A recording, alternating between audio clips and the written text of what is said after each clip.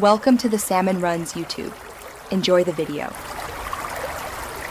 In this video, I will explain how to use pdfjs in HTML. First, understand that pdfjs is a robust JavaScript library designed to render PDF documents directly within your web browser. This means you can display PDF content on an HTML canvas element, eliminating the need for external plugins. Developed by Mozilla, this open-source tool provides extensive customization capabilities, allowing you to tailor the viewing experience precisely to your application's needs. It's a fantastic way to integrate document viewing seamlessly. Next, let's get your project set up.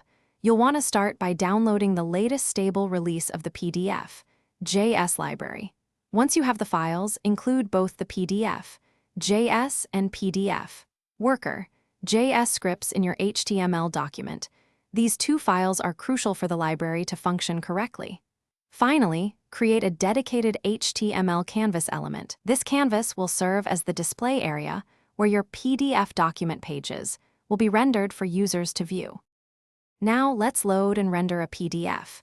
You'll use pdfjs get document to asynchronously load your PDF file, typically from a URL.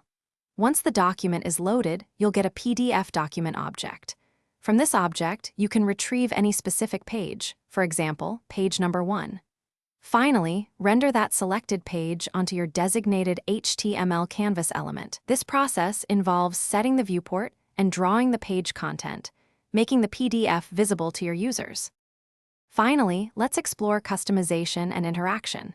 You can implement user interface controls, such as buttons, to allow users to easily navigate between different pages of the PDF document.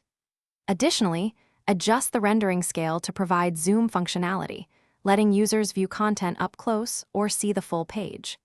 Consider integrating advanced features like text selection, search capabilities, and even annotations to create a rich and interactive PDF viewing experience within your web application. Thanks for watching.